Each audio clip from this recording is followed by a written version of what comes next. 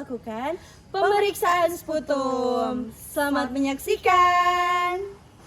Pemeriksaan sputum adalah pemeriksaan laboratorium terhadap dahak atau sekret yang berasal dari saluran pernapasan bawah untuk mengidentifikasi adanya mikroorganisme, patogen, sel inflamasi, maupun sel abnormal sebagai penunjang diagnosis penyakit saluran pernapasan. Nah, tujuan dari pemeriksaan sputum adalah yang pertama, mendiagnosis infeksi saluran pencernaan. Yang kedua, mendeteksi dan mengidentifikasi mikroorganisme penyebab dari infeksi. Yang ketiga, menentukan terapi yang tepat atau uji sensitivitas. Yang keempat, memantau respons terhadap pengobatan. Yang kelima, mengevaluasi kondisi seluler atau adanya sel abnormal. Indikasi pemeriksaan sputum adalah untuk mengetahui adanya infeksi penyakit tertentu seperti pneumonia dan tuberkulosis paru. Namun, cakupannya jauh lebih luas dari itu. Berikut penjabarannya.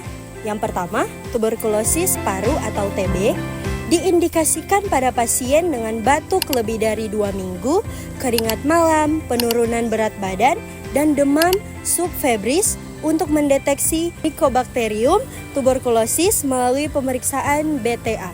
Yang kedua ada pneumonia bakterial, dilakukan dengan pewarnaan gram untuk mengidentifikasi organisme penyebab pneumonia bakterial, tuberkulosa maupun infeksi jamur guna mengarahkan terapi antibiotik. Selanjutnya bronkitis dan bronkektasis, berguna untuk memantau jenis kuman yang berkolonisasi dan menilai efektivitas terapi antibiotik yang sedang berjalan. Selanjutnya ada dugaan karsinoma paru, pemeriksaan sitologi sputum untuk mendeteksi sel-sel malignan yang terlepas dari percabangan tracheobronchial sebagai penunjang diagnosis kanker paru. Tes kepekaan antimikroba dilakukan untuk menentukan antibiotik yang paling efektif dalam menghambat pertumbuhan organisme yang ditemukan dalam sputum. Pemantauan penyakit paru kronik digunakan untuk menilai progresi penyakit seperti fibrosis kistik dan PPOK, serta memonitor efektivitas terapi yang sedang dijalani. Kontraindikasi. Nah, penting untuk dipahami bahwa kontraindikasi pemeriksaan sputum sangat bergantung pada metode pengambilan sampelnya, bukan pada pemeriksaan laboratoriumnya itu sendiri. Yang pertama dari kontraindikasi yaitu batuk spontan atau non-invasif. Jadi di sini hampir tidak ada kontraindikasi kecuali pasien menolak atau tidak kooperatif dalam memberikan informed consent. Yang kedua ada bronkoskopi atau invasif.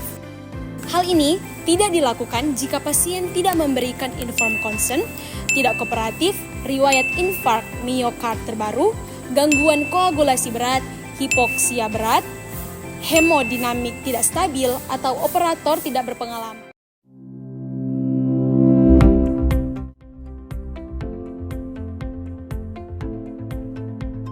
Alat dan bahan yang dibutuhkan adalah yang pertama, handuk kecil, yang kedua, pot untuk sputum, yang ketiga, gelas untuk kumur, yang keempat, bengkok, yang kelima, hand sanitizer, yang keenam, handspoon, dan yang ketujuh, masker.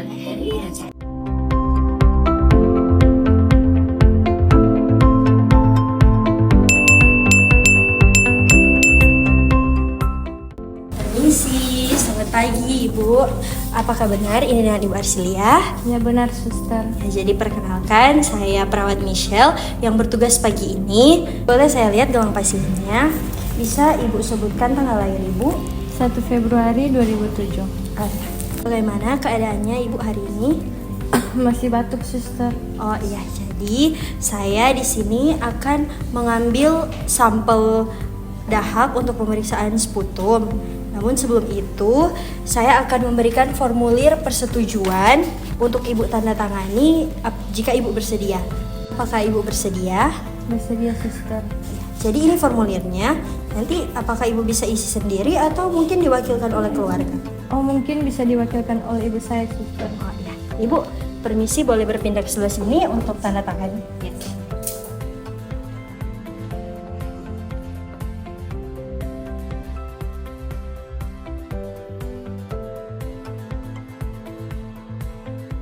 Nah, saat ini perawat meminta konfirmasi persetujuan dari keluarga dan pasien agar pemeriksaan sputum di laboratorium dapat dilakukan sesuai dengan persetujuan pasien. Baik, jadi karena ini sudah disetujui, saat ini saya akan memohon tindakan. Baik, sis.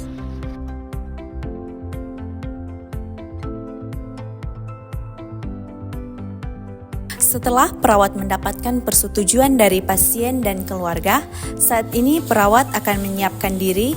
Pertama-tama perawat akan menjaga privasi pasiennya itu dengan menutup sampiran yang ada di sebelah kanan dan kiri pasien. Selanjutnya, perawat akan mempersiapkan dirinya yaitu yang pertama-tama dengan mencuci tangan dan menggunakan APD yaitu berupa masker dan handskun agar supaya perawat tetap steril dalam melakukan tindakan.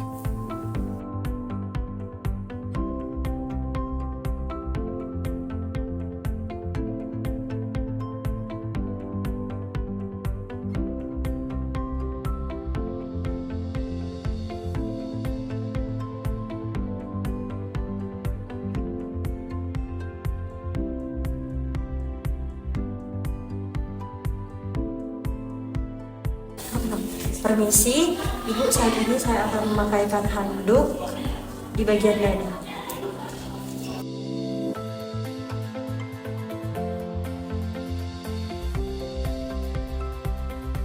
Sebelum itu, Ibu kumur dulu, nanti buang di sini ya.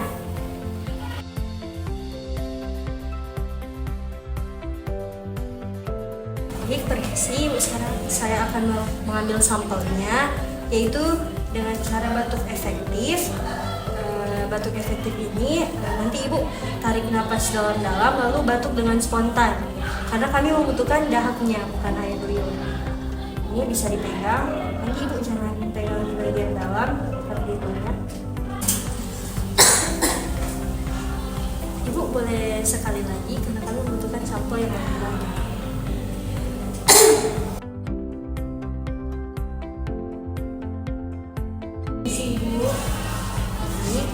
Jadi pengambilan sampelnya sudah selesai.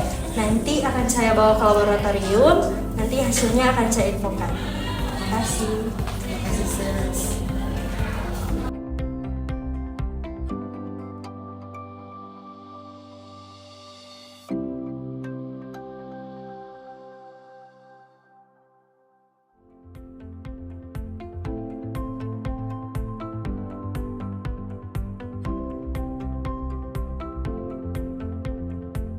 Pemeriksaan sputum adalah tes diagnostik untuk mendeteksi infeksi paru, terutama TB, dengan menganalisis sampel dahak pasien.